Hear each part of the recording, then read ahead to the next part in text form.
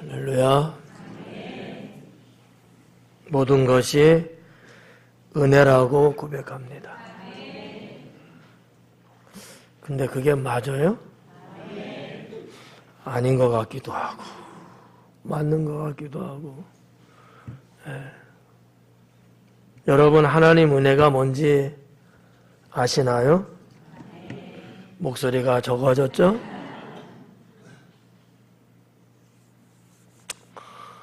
우리가 모르는 은혜가 너무 많습니다. 하나님의 은혜는 무한한데 우리는 그 은혜를 다 깨닫지를 못하더라고요. 그래가지고 자꾸 이렇게 다람쥐 헛바퀴 돈대잖아요. 그런 식으로 때로는 걸다가도 탱 하고 튕겨져 나가더라고. 그리고 험한 데 가갖고 막 이렇게 또 생활하고. 그러니까 그냥 하나님 은혜입니다라고 말은 하는데 나도 모르게 어느 때는 엉뚱한 데에 둥지를 틀고 엄한 일들을 하고 쓸데없이 누구를 미워하고 큰 소리치고 이러더라는 거지. 하나님 은혜가 있으면 그럴 수 있을까요? 없을까요? 그러는 이유는 뭐예요? 은혜가 없어서 근데 성가대. 여러분이 잘 알다시피 하나님 은혜가 충만한 건 맞죠? 은혜가 충만한 사람은 불평불만을 안 해요. 이 말씀이 맞나 틀리나 모르겠네. 어떤 것 같아요? 그렇죠. 경험상 그러잖아. 경험상. 내 안에 하나님 은혜가 막 충만하면 불평불만이 없어. 그냥 다 좋아. 다 좋아 그냥. 물론 뭐 부족하고 모자르고 뭐 잘못되고 뭐 이런 것들이 있지만 그게 그렇게 날카롭게 느껴지지가 않아요. 근데 하나님 은혜가 떨어지고 부족하고 없어지고 그러면은 세상의 모든 것들이 다 마음에 안 들고 말이지. 내가 한마디는 꼭 하고 싶은 거야. 막 작심을 하게 되고 아니 안 해도 돼. 근데 꼭 하려고 막 하고 말이지. 그러다 보니까 서로 부딪히게 되고 서로 감정이 안 좋게 되고 이런 것들이 자꾸 돌고 돌다 보면은 결국 내 영혼만 아주 회파된다고 할까? 가뭄의 메마름처럼 깡 마르게 돼버려요. 은혜가 있을 때는 참 좋은데 정말 뭐 에덴 동산이죠. 참 좋은데 그 은혜가 내게 부족하고 없다 보니까 에덴 동산에서 쫓겨난 아담과 하와처럼 사는 게 왜 이렇게 힘들어? 왜 하는 일들이 이렇게 안 되지? 난 그렇게 기도하는 것 같은데 왜 이렇게 결과는 이 모양이지? 뭐 이러한 우리들의 삶 속에 나타나는 여러 가지 증세들이 있더라라는 얘기죠. 오늘 성가대가 은혜에 대한 찬양인데 다음 주는 또 뭐예요? 우리 서로 인사 나눌 때 이렇게 인사하겠습니다. 내 인생에 은혜가 필요합니다. 내 인생에 은혜가 필요합니다. 은혜가 있는 사람은 좀 풍족하다고 할까? 만족하다고 하는 게 좀 맞겠죠? 만족하며 산다. 만족. 그러니까 목사인 제가 은혜가 없으면 만족하지가 않아. 아무개 집사님 왜 저러는 거야? 아무개 권사님 왜 이렇게 함부로 이렇게 하는 거야? 맨 그런 것만 이렇게 보여요. 제가 은혜가 좀 부족하니까 쓰레기를 건져서 왜 갖다 버리진 않고 저기다 싸놓기만 하지? 이런 게 보이는 거야. 여러분은 어때요? 싸놓기도 해요? 아니면 갖다 버리기까지 해요? 후자. 은혜가 있어서 그래. 내 은혜가 없으면 딱 그거만 해. 은혜가 많으면 그 이상을 해요. 무슨 말인지 이해가요? 은혜가 좀 부족하면 할 도리만 해. 의무적인 것만 해. 근데 은혜가 넘치면요, 그 이상을 해요. 저는 그렇게 안 시켰어요. 근데 본인이 그렇게 하시는 거예요. 누가 시킨 거예요? 하나님이라고 말하고 싶죠? 은혜가 시킨 거야. 은혜가. 그렇더라고요. 네, 그렇더라고요. 오늘은 내 삶에 임하는 은혜에 대한 세 번째 말씀을 전하려고 합니다. 첫째 주는 하나님 은혜가 뭐냐? 이 말씀 전했고요. 두 번째 주는 하나님 은혜가 임하는 이유가 도대체 뭐냐? 이거를 말씀드렸어요. 오늘은 뭐예요? 은혜가 임하지 않는 이유야. 오늘 상당히 은혜가 될 것 같아.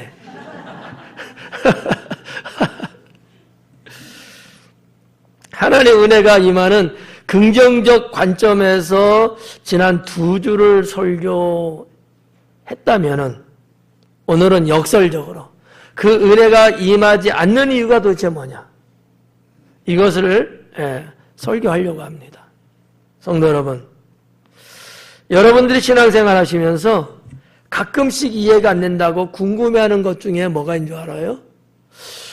왜 내게는 은혜를 주지 않지? 이런 생각 어떻게 해보셨어요? 안 해봤어요? 박순남 원사 입을 깍 닫는다.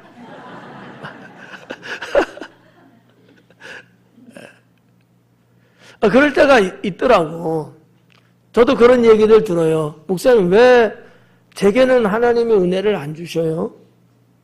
목사님, 왜 하나님은 저에게 왜 복을 안 주시는 거죠? 이런 질문을 들을 때가 있어요. 왜 그럴까? 나는 I don't know야. 모르겠어요. 겪어보지 않아서. 여러분은 어때요? 여러분도 겪어보지 않아서 모르겠죠? 이게 우리의 현실인 것 같아요. 뭐 늘 하나님 은혜가 이렇게 임하면 너무 좋죠. 근데 가끔씩, 때로는 종종 이 하나님 은혜가 임하지 않는 걸 내가 느끼고 있는 거야. 느끼지 못하면 속 편할런지도 몰라요. 근데 그 정도 뒤떨어진 사람은 아니더라고. 그게 느껴져. 왜일까? 뭐가 문제가 있을까? 이런 어떤 후발적인 생각이 자꾸 내게 찾아오는 것이죠. 그 이유가 분명히 있을 것 같은데 그중 몇 가지를 오늘 설교하려고 하니까 말씀을 잘 경청하시고 은혜 받는 성도 되기를 주님의 이름으로 축원합니다. 첫째는 하나님께 인색하기 때문이다. 내게 은혜가 임하지 않는 이유가 뭐라고요?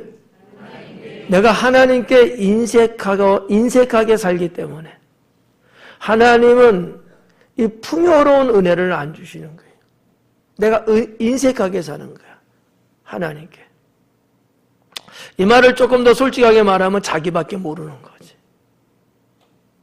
하나님을 생각하고 하나님을 섬기고 하나님의 행하고자 하는 일들을 위해서 내가 때로는 기분 좋고 풍족하게 주님 앞에 드릴 줄도 알고 주님을 기쁘시게 해드릴 줄도 알고 이렇게 살아야 되는데 이게 없는 거예요. 인색한 거야. 한마디로 인색하게. 여러분 성경에서도 그러잖아요. 하나님께 인색하지 말라고. 여러분은 어때요? 자, 직설적으로 표현하면 내게 돈이 얼만큼 있어. 여러분 그 돈 갖고 뭘 하고 어디에다 쓰려고 하나님께 인색하십니까? 잘 곱씹어 봐봐요. 성가는 어떠세요? 여러분 수중에 얼마가 있고 얼마가 있고 사람마다 다르잖아. 이유가 어떻든 간에 내가 있는 형편 거기에서 나는 과연 하나님께 풍족했냐, 인색했냐라는 거예요. 주님을 위해서, 주님의 기쁨을 위해서, 주님의 영광을 위해서 나는 얼마만큼 내 마음을 열고 주님 앞에 나를 풀어봤냐 이거지. 돈뿐만이 아니에요. 금전적인 문제뿐만은 아니에요. 나의 지금의 이 건강한 상태, 이 나의 건강한 이 육신을 갖고 나는 얼마만큼 주님을 위해서 내가 지금 일을 해봤느냐라는 거죠. 일하고 싶어도 여러분 일 못할 때가 와요. 여러분 외람된 얘기지만 지금 젊어요, 건강해요, 어째요, 목사님 일하고 싶어요. 그런다고 제가 일을 여러분에게 맡기지는 않습니다. 왜요? 영적 상태를 보거든요. 무조건 다 일하면 좋죠 이러지 않는다는 얘기예요. 하고 싶어도 못해. 왜? 할 수 있는 그 정도는 아니니까. 하게 되면 다른 사람하고 문제가 자꾸 발견이 돼. 다른 사람하고 자꾸 부딪히고 시끄러워져. 시킬 수가 없어요. 여러분, 내가 하나님 앞에 인색하면 안 돼요. 시간이든 금전적인 것이든 건강이든 젊음이든 뭐가 되든지 인색하면 안 된다. 그렇잖아요? 하나에서 10가지 쭉 있어. 하나 해보고, 둘도 해보고, 셋도 해보고, 9도 해보고, 10도 해보고, 쫙 풀어보는 거야. 내가 하는 데마다 하나님께서 다 이렇게 받아주시는 게 아니란 말이에요. 내가 하나님 앞에 인색하게 꽉 누르면서 나는 안 하려고, 이거 하나님이 모르실까요? 우리가 여러분 누리고 있는 은혜와 축복이 누군가는 주님 앞에 인색하지 않기 때문에 나는 그걸 누리고 있는 거예요, 지금. 그걸 아셔요? 내가 인색하고 너도 인색하고 다 인색하면 다 가난해지는 거야. 하지만 그 중에서도 어떤 분들은 하나님께 인색하지 않고 하나님 앞에 기쁜 마음으로 헌신하는 사람이 있기 때문에 그 헌신이 모든 사람에게 n분의 1로 나누어주고 베풀어주고 있는 거예요, 지금. 이거를 깨닫지 못하면 어리석음이죠. 성도 여러분, 왜 하나님 은혜가 내게 임하지는 않는 것 같은가? 왜 하나님은 왜 나한테 은혜를 안 주시는 것 같은가? 왜 그러는 건가? 하나님께 인색하게 살면 그게 뭐가 되든지 주님이 쓰시겠다 할 때에 내가 인색하게 안 돼요. 이런 케이스도 있거든요. 주가 쓰시겠다 합니다 하면 네, 아유 감사하죠. 이게 이제 신앙의 정석이에요. 우리는 하나님 믿는 사람들. 여러분이 잘 알고 있는 예수님이 예루살렘 성전에 들어가시기 위해서 제자들에게 마을에 들어가라. 그러면 예비한 것이 있어야 보내잖아요. 선생님이 쓰시겠다 합니다 하니까 두말하지 않고 그는 예수님을 누군지도 모르고 믿지도 않았어요. 하지만 주께서 쓰시겠다니까 예. 그 사람은 바보죠? 그런가요? 아니에요. 성령이 그 마음을 움직이게 하신 거야. 그러나 반면에 사탄도 그를 방해할 수 있습니다. 야, 아니라고 해. 안 된다고 해. 이런 속삭임도 올 수 있잖아요. 그럼에도 불구하고 그분은 네 그러세요. 네 그러세요. 하나님께 인색하면 하나님의 은혜가 올 수가 없어요. 저는 우리 성도들이 하나님께 인색하지 않기를 바랍니다. 구약 성경에 보면 나발이 나오죠. 나발이라는 사람. 아비갈의 남편 말이에요. 다윗이 하나님의 인도와 섭리 가운데 지금 그 상황은 지금 쫓겨가는 신세와 같은 어려운 상황이었잖아요.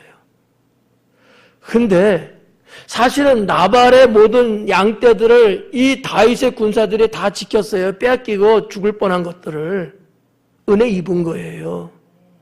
이번에는 다윗이 조금 이렇게 좀 도와달라. 우리가 좀 이렇게 하는데 좀 도와달라. 부족하지 않게 우리가 해주겠다. 나발은 결사반대다. 안 된다는 거예요. 여러분, 다윗이라는 거 우리가 볼 때 다윗이 지금 하는 일이 다윗 개인의 일이었을까요? 아니잖아요. 하나님이 하고 계시는 일이잖아요. 그거를 볼 줄 알아야죠. 그걸 볼 줄 알아야지. 아, 이건 목사님이 그냥 개인적으로 하는 거야. 왜 그렇게만 생각하십니까? 아, 이거는 우리 구역장님이 그냥 자기가 그래서 그런가. 왜 그렇게만 해석을 하려고 하십니까? 그 뒤에는 하나님이 계시잖아요. 네. 나발은 어떻게 됐나요? 그 거부한 날로부터 며칠 후에 하나님은 그 생명을 걷어가십니다. 삶의 의미가 없는 거예요. 자신의 것을 아끼지 않는 삶이 되어야 된다고 저는 믿습니다. 여러분, 성경 신약에 나오는 두 가지의 사건을 한번 말해볼까요? 예루살렘에서 여리고로 내려가던 청년이 누구를 만납니까? 강도를 만나요. 그때 누가 도와줍니까? 사마리아 사람이 도와주죠. 자기 돈을 꺼내서 자기가 지금 여행하면서 가지고 있는 치료할 수 있는 치료제 같은 것들을 다 꺼내서 상처투성인 이 젊은 청년을 뭔가 처방을 좀 해주고, 그리고 치료받을 수 있고 쉴 수 있는 곳까지 데려가고 거기에 들어가는 비용을 내가 지불하겠다고 약속을 하고. 이 두 사람은 서로 아는 사이인가요? 누가 그렇게 하라고 시켰나요? 더군다나 이 청년은 제가 볼 때 유대인이에요. 근데 그를 도와준 이는 사마리아 사람입니다. 어떻게 보면은요, 서로 철천지 원수 같은 관계예요. 자기 것을 인색하게 생각하지 않고 어려움을 만난 사람을 도와주는.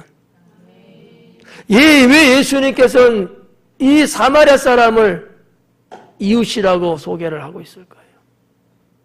하나님이 그렇게 살라는 것 아니겠습니까? 인색하지 않았어요. 후했어요. 인자했죠. 얼마나 아름다운 이야기입니까? 그러면 나는 어떻게 살아가고 있는가? 나밖에 모르고 살고 있지는 않는가? 하나님께도 인색하고 사람한테도 인색하고 나밖에 모르고 나만 쓸 줄 아는 그러한 인생을 내가 혹시나 살고 있어서 하나님의 은혜가 없는 것은 아닐까? 오병이의 기적 여러분 잘 아시죠? 아마 엄마가 싸준 오병이어일 거예요. 보리떡 5개, 물고기 2마리. 예수님께서 양식을 찾을 때에 이 어린 소녀는 인색하지 않고 그 모든 걸 다 제자 앞에 내놓습니다. 만약 이 소년이 어리잖아요. 나 먹으러 싸준 건데, 나 이거 다 주면 난 먹을 게 없는데, 이 어린 소년이 내놓을 때, 저분이 기적을 베풀어 갖고 어마어마하게 더 많은 것을 내가 가질 수 있을 거라는 생각을 했을까 안 했을까요? 안 했단 말이에요. 그냥 양식을 구하고 찾으니까 그냥 다 내놓고 싶은 거지. 참 복 있는 마음은 이런 마음 아니겠어요? 심성이 참 고운 거야. 나밖에 모르는 게 아니라 어려서부터 함께 더불어 살 수 있는 마음이 있는 이 소년. 우리 하나님은 그 소년을 축복하지 않았겠습니까? 인생은요, 하나님 나라에 합당하지 않습니다. 만약에 그 옛날 140년 전에 먼저 믿은 믿음의 선진들이 신앙적으로 영적으로 인색했다면 그들이 알지도 못하는 이 조그만 꼬레야, 이 조선 땅에 왜 왔겠어요? 왜 자신의 삶을 여기에 투자하고 왜 자기의 귀한 생명을 여기다 뿌리면서 그들은 복음을 전했을까요? 인색한 것은 하나님 나라에 합당하지 않아요. 하나님 나라는 인색감이 없어요. 내가 그 은혜를 입지 못하는 이유가 뭘까? 나의 인색함이다라는 얘기예요. 나의 인색함. 두 번째는 죄악과 어울리며 살기 때문입니다. 한번 따라할까요? 죄악과 어울리며 살기 때문입니다. 이거는 아멘 하면 그렇지. 내가 죄악과 어울려 살기 때문에 하나님 은혜가 안 와요. 한번 생각해 봐요. 내가 죄 짓고 살고 뭐 죄인들하고 어울려서 막 이렇게 사는데 하나님이 은혜 주시겠어요? 안 주지. 더 그렇게 살라고? 아니죠. 여러분, 우리 시편 1편에도 그러잖아. 죄인의 길에 서지 아니하며 오만한 자의 자리에도 앉지 않는다잖아. 이런 자는 하나님 은혜 안 줘요. 왜 내게 은혜가 안 오는 거예요, 성가대? 에? 왜 그러는 거야? 죄인과 더불어 살아서 그래. 죄인의 길에 들어서 살아서 그래요. 지금 이렇게 보니까 다 말짱해, 깔끔해, 아주 보기 좋아. 근데 그 속을 누가 알아? 하나님만이 아시겠죠. 어떻게 살고 있는 거예요? 죄악과 함께 살고 있는 거는 아니죠? 아멘의 목소리가 줄어들었고 목소리도 줄어들어가고 있고 그래요. 살다 보면 그럴 경우도 있어요. 왜? 우리는 완벽하지 못하니까. 근데 중요한 것은 그거를 내가 알고는 있습니까? 내가 지금 죄악 가운데 어울려 살고 있는 사실은 알고 있습니까? 그것도 모르고 살아가고 있는 것은 혹시 아닙니까? 하나님의 은혜는 죄악 가운데 임하지는 않습니다. 오히려 징벌이 임하지요. 여러분 이렇게 볼 때 참 좋은 사람이에요. 좋은 사람이야. 나하고 마음이 통하는 사람이야. 누가 봐도 뭐 키를 보나 생김새를 보나 그냥 너무너무 좋아. 이런 사람들 여러분 주변의 친구들 중에 분명히 있을 거야. 이게 뭐가 문제야? 영적으로 보세요. 외모로 볼 때는 그렇게 멋있어 보일지 몰라도 그 마음으로 생각하는 것이 혹시 죄악 가운데 있지는 않습니까? 육신의 눈으로 보는 것만 괜찮아 보여서 어울리고 그렇게 더불어 살아간다면 하나님은 그렇게 여기실까요? 아닐 거예요. 왜 하나님이 나에게 은혜를 주지 않는 거야? 내가 죄악 가운데 살아가고 내가 죄인과 더불어 살아가고 하나님이 싫어하는 이들과 어울려 살기 때문에 하나님이 은혜를 줄 수가 없어요. 성도 여러분, 깊이 생각해 보셔야 합니다. 신앙으로 사는 삶이 되셔야 합니다. 신앙으로 살아가는 삶. 자나 죽으나 깨어있으나 살아있으나 신앙으로 사는 삶이 돼야 돼요. 신앙으로. 이 신앙이라는 말은 뭐를 전제하는 거예요? 죄악을 떠나 사는 것을 전제하는 겁니다. 죄를 아예 안 짓는다는 얘기는 아니에요. 내가 무력하고 어리석어서 때로는 죄에 빠질 수 있어요. 하지만 그럴지라도 내가 하나님 바라보고 의지하고 매달리면서 사는, 이게 신앙으로 사는 겁니다. 네. 그런 삶이 있어야 된다라는 얘기죠. 그래야 하나님께서 자비를 베풀며 은혜를 주시잖아요. 때로는 우리의 인생이요, 자물쇠로 묶여있는 듯하게 살아가는 경우들이 있습니다. 자물쇠로 딱 걸었어요. 걸려있는가 내 인생이. 이 자물쇠 뭘로 풀어야 돼요?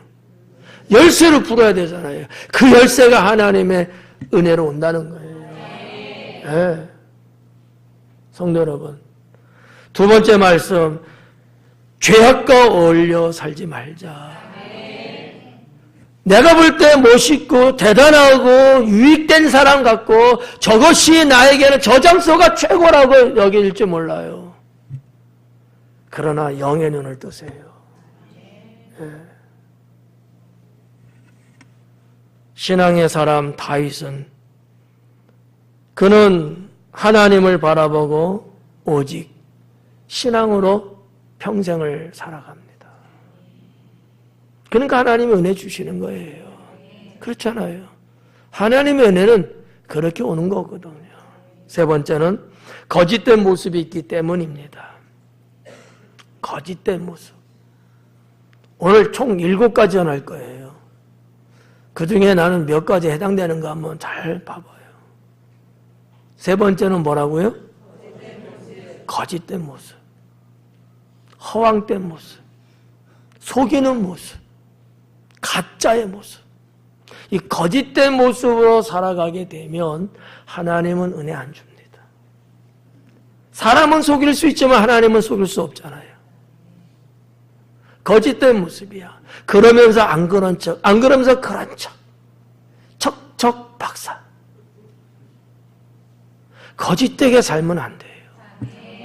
내가 부족할 수 있고 모를 수 있고 가진 게 없을 수 있어요. 그러나 진실하게.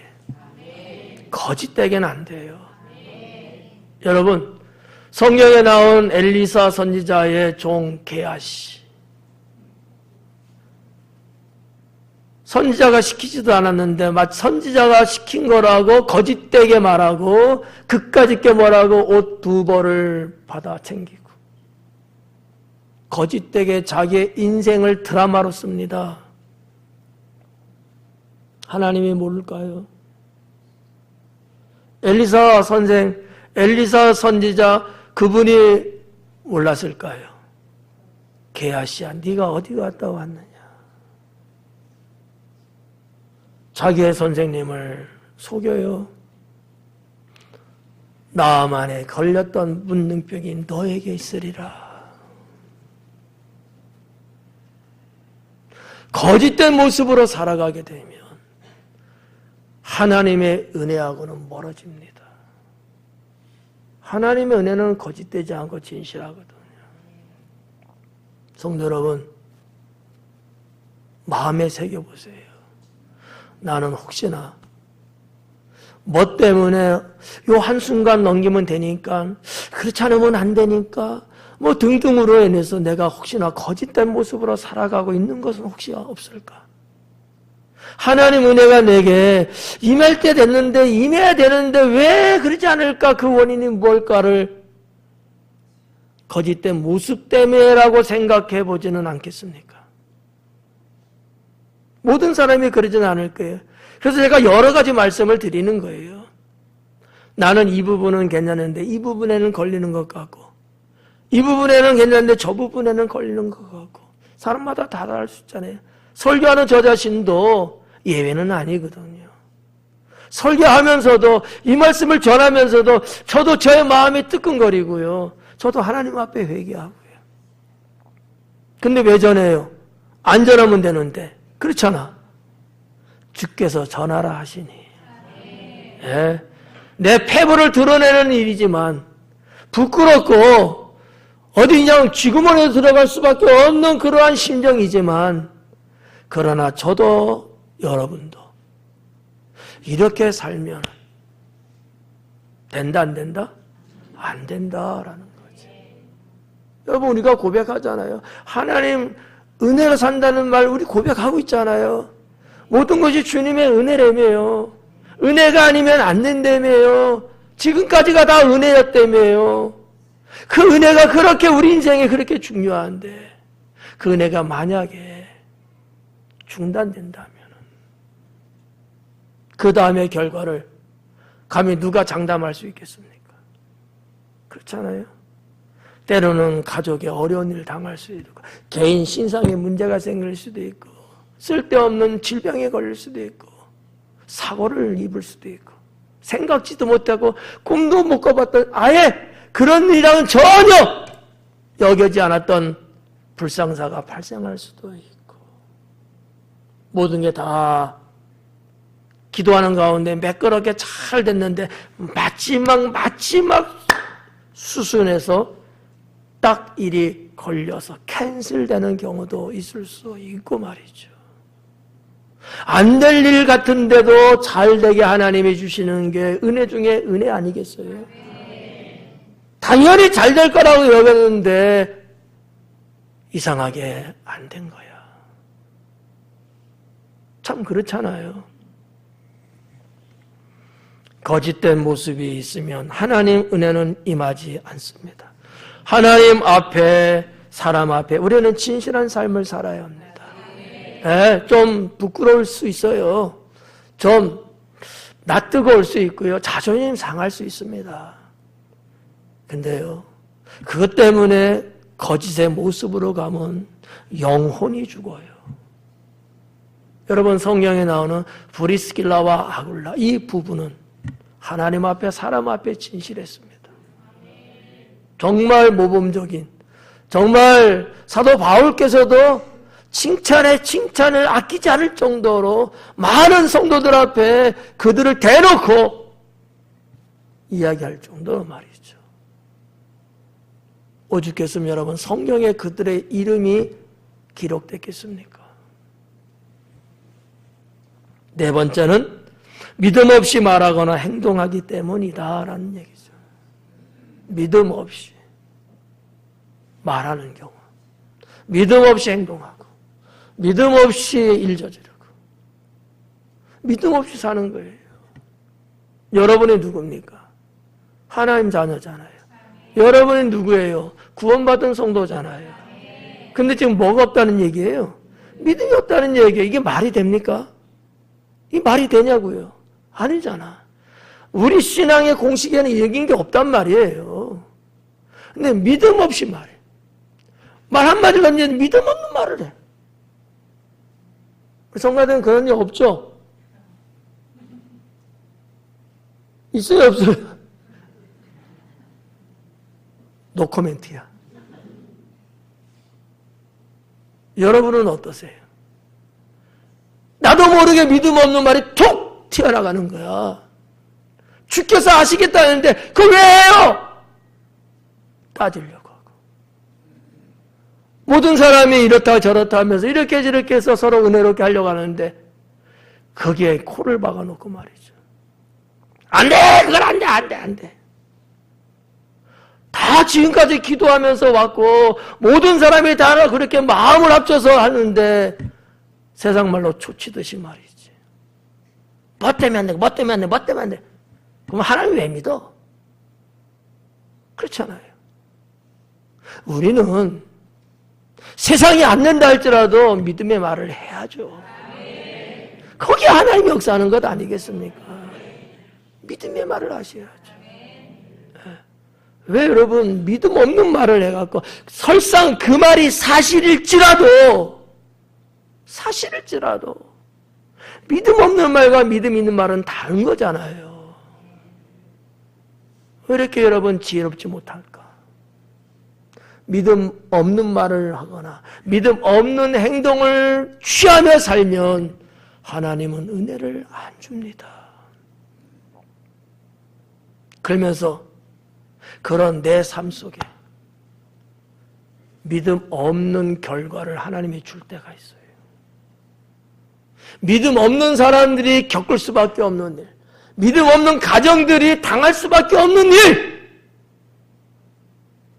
이거를 내가 몸소 느낄 수 있게끔 하나님이 오히려 거기에 징을 하나 딱 박아놓는 거예요. 네가 믿음 없는 말을 했지. 네가 믿음 없는 모습으로 살고 있잖아. 네가 믿음 없이 행동하고 있잖아.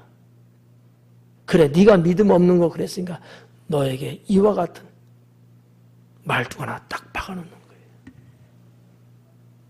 이게 빠지지가 않아요. 어떻게 빠져요? 돌아서서 내가 믿음의 말을 하고 믿음의 행동을 취할 때 그것은 쑥 빠집니다. 우리 하나님이 싫어하는 것 중에 탑에 해당되는 게 뭔지 아십니까? 믿음 없는 말과 행동이에요. 믿음 없는 말과 행동이에요. 성도 여러분들, 중보기도팀도 하고 기도하고 심야 때도 기도할 때 기도하고 각자 개인 성전 와서도 기도도 하시고 기도 왜 하시는 거예요? 기도하시면서 하나님 안 될 줄로 믿습니다. 그런 분 있어요? 아니 남들은 안 된다는데 나는 그래도 주님 앞에 나와서 하나님 안 된다고 해요. 내 주변 사람들 다 그렇게 말해요. 근데 나는요 하나님이 해줄 걸 믿어요. 그래서 기도하는 거예요. 그럼 하나님은 어떻게 움직이실까요? 안 되는 쪽으로 갈까요? 되는 쪽으로 갈까요? 할렐루야. 그렇게 가는 거예요. 네. 내가 볼 때는 저건 아니다 그런 건 있죠. 저도 그렇게 인정해요. 저거는 뻔히 안 될 거야. 안 되는 거야. 근데 믿음 없는 말을 하게 되면 과연 하나님이 역사하겠냐고요.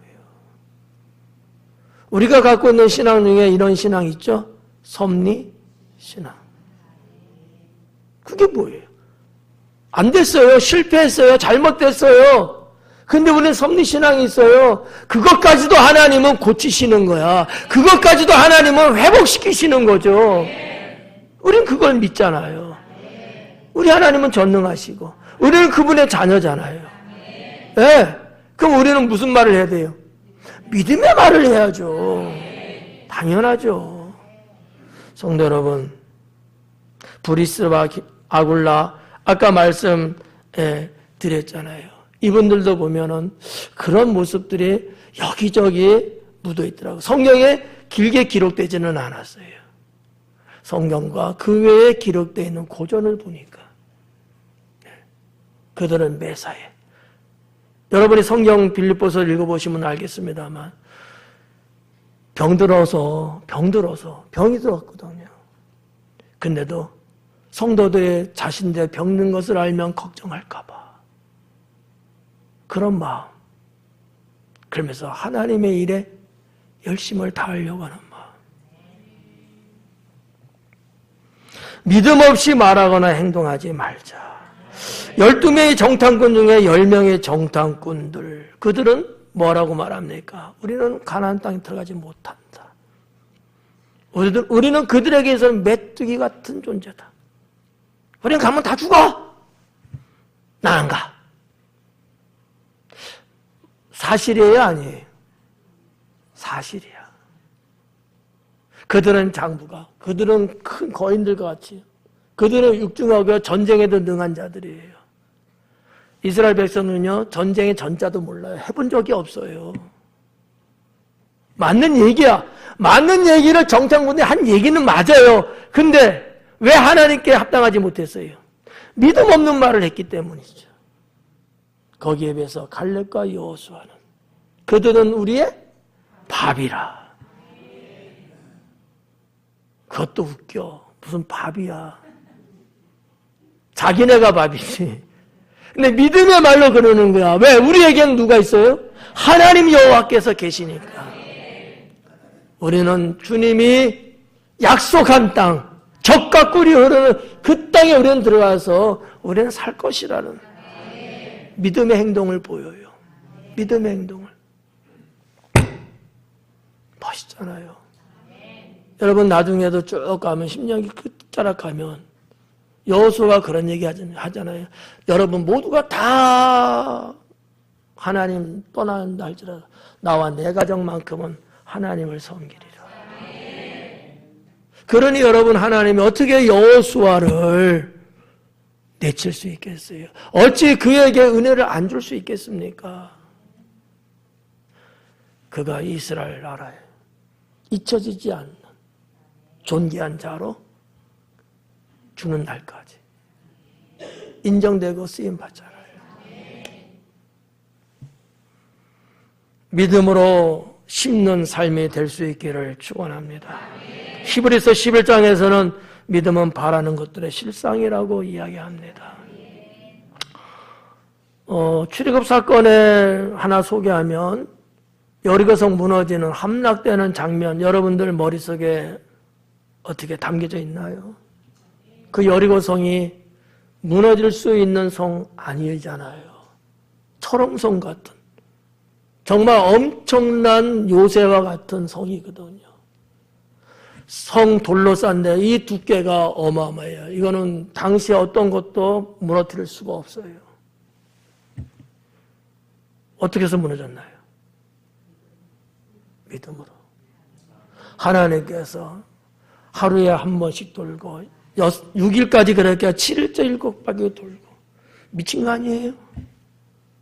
이삭 집사님. 아니? 그러면 소연 집사님. 아니? 부부가 똑같네? 내가 볼 때는 이건 미친 거예요. 말도 안 되는 거예요. 아니 그 성을 돈다고 그게 무너집니까? 멍청하게는. 근데 그들은 하나님의 명하시니까 된다라고 뭐 했어요? 행동했어요. 행동했어요. 우리가 성경 맨날 보면 뭐합니까? 우리의 생활 속에 이것을 그대로 우리가 살지 않는다면 성경을 맨날 보면 뭐예요? 성경은 하나님 말씀, 살아있는 말씀. 그렇잖아요.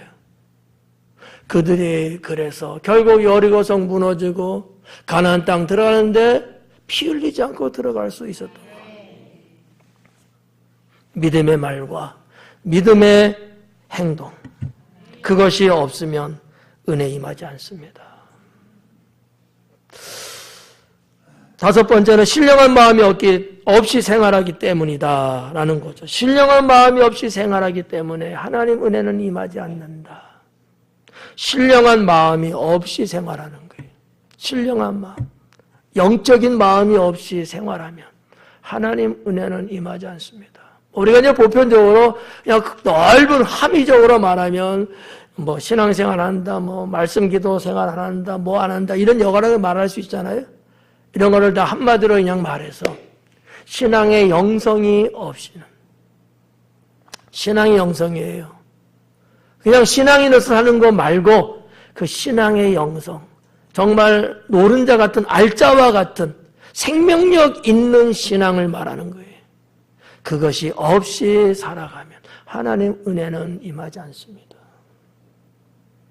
여러분 에서를 잘 아시죠?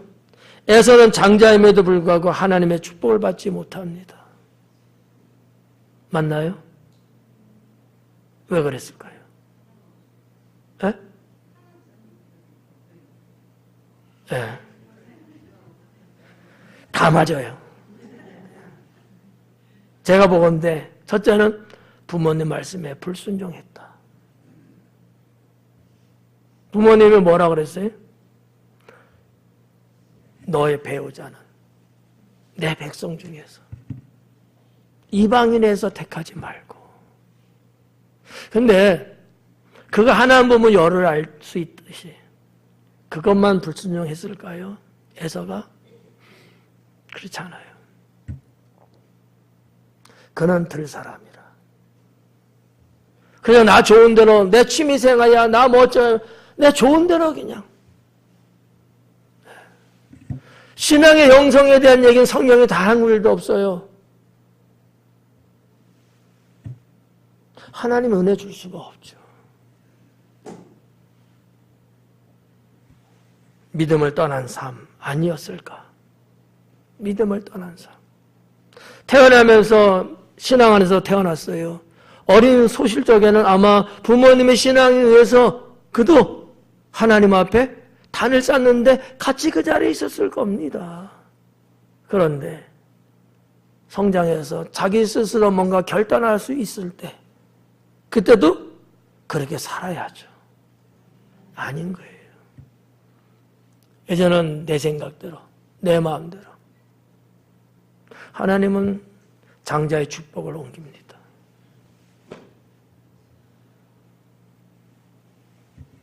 신앙의 생각과 마음으로 우리는 바라봐야 합니다.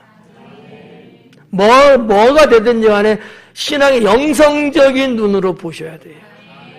물건 하나를 사든 사람을 만나든 어떤 프로젝트를 진행시키든 뭐가 되든지 간에 신앙의 영성으로 우리는 상대해야 합니다. 그게 신앙인이에요. 그럴 줄 알아야죠. 신앙의 생각과 마음이 없으면, 영적인 생각과 마음이 없으면 그 모든 것들은 무슨 의미가 있겠느냐라는 거죠. 당연하게 인간적인 것만 나올 뿐이죠. 인간적인 것만. 우리가 생각하는 것이 신앙적인 것으로 가야 돼요. 생각하는 게. 우리가 마음 품는 것도 신앙의 영성에서 나와야 된단 말이에요. 네. 이게 없이는 하나님의 은혜도 없다라고 보는 게 맞습니다. 왜 하나님 믿는다는 사람이 지구상에 그렇게 많고 우리 주변에도 많고 우리 교회도 모두가 다 그러는데 왜 그 은혜는 모두에게 임하지는 못하고 있을까? 하나님이 기뻐하는 신앙의 영성의 마음이 없기 때문에 마음 없이 사는 거예요. 마음 없이. 여러분 잘 생각해 봐요.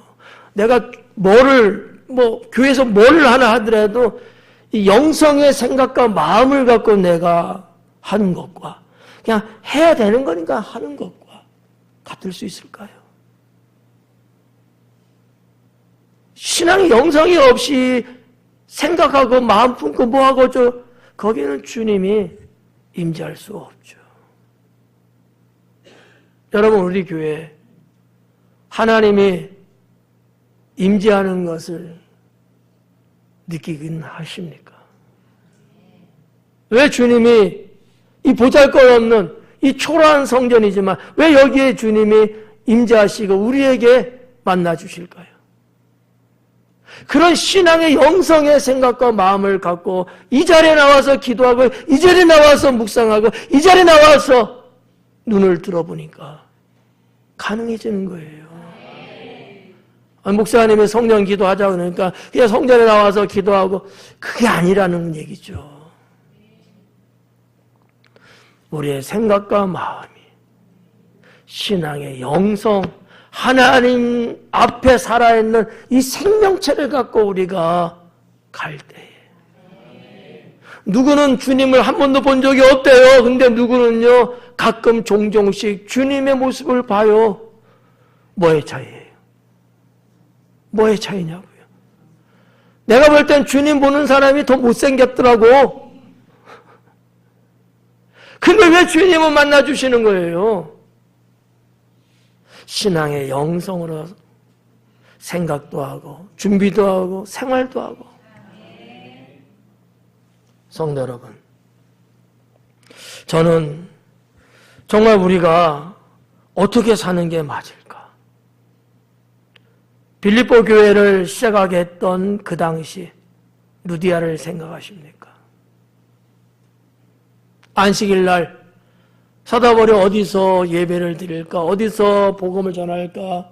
장소를 찾고 헤맬 때에 이 여인은 사도 바울을 만나서 우리 집에서 하시지. 거기가 그 집이 교회가 됐고요. 그 교회가 유럽의 최초의 교회였습니다. 모르는 사이잖아요. 웬 외간 남자 아니겠습니까?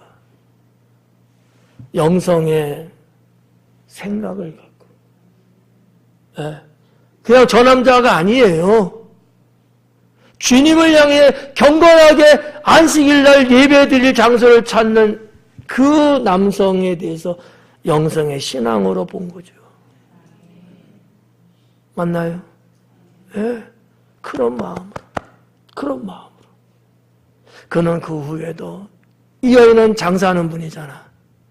자기 수입에, 자기 이문에 이런 것들을 꾸준히 선교하고 복음 전하는 일에 헌신하고 열려있는 여인이에요. 여섯 번째는 게으르거나 열심내지 않기 때문입니다.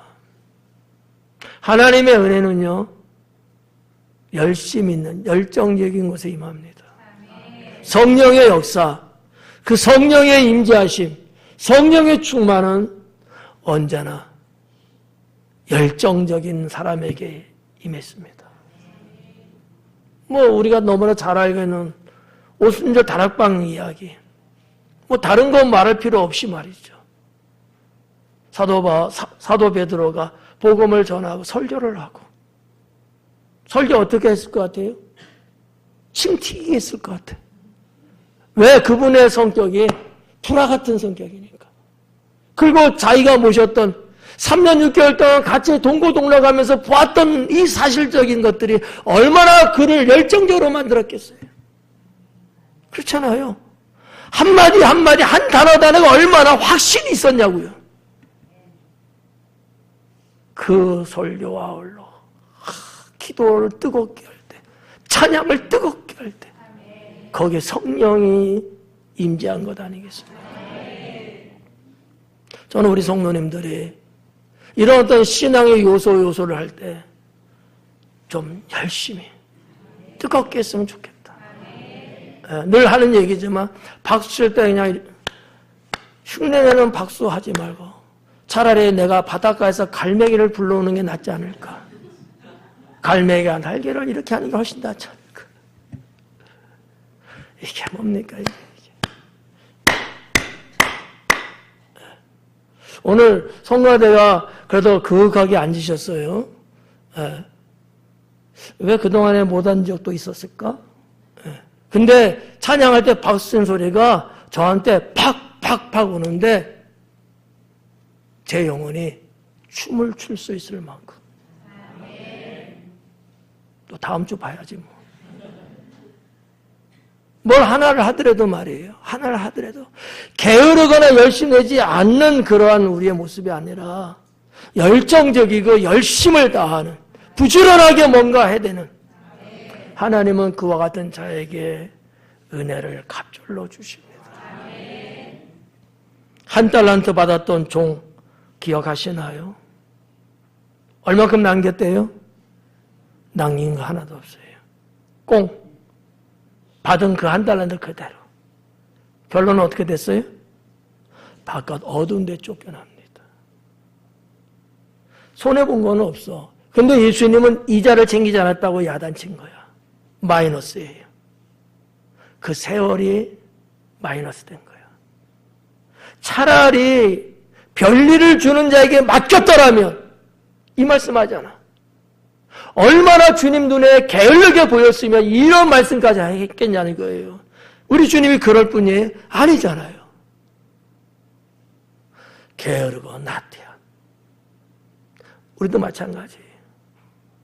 하나님 믿는 거나 세상을 살아가는 누구, 게으르고 나태하고 매가리 없이 그냥 흐물덩흐물덩 하면서 하는 둥 마는 둥 흉내만 내는 정도라면은 하나님 은혜가 과연 주어지겠느냐라는 거예요.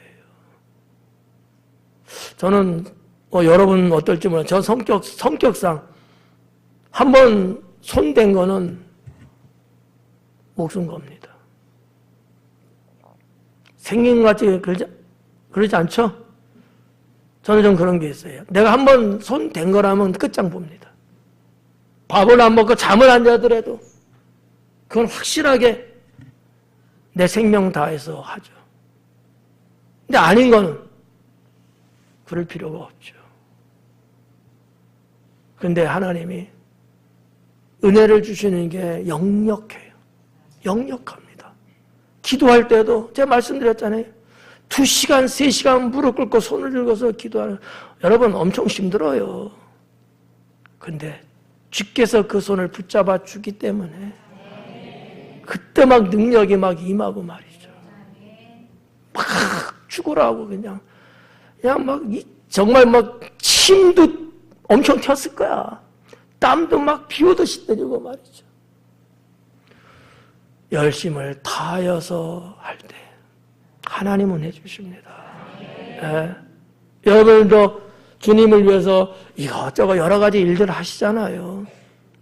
할 때 생색만 나는 정도로 하지 마시고 정말 열심을 다해서. 여호수아는 그랬다고 저는 생각됩니다. 마지막 7번째로 세상을 따르기 때문이다 라는 거죠. 세상을 따라가기 때문이다. 그래서 은혜 안 주신다. 세상을 따라 살면 은혜 안 줘요. 작심하고 가시려면 가셔요. 세상을 따라서. 네. 하나님의 영역이 아닌 그곳에서 내가 살기를 원한다면 거기는 은혜를 주지 않습니다. 하나님의 은혜는 언제나 하나님의 선한 곳에 임해요.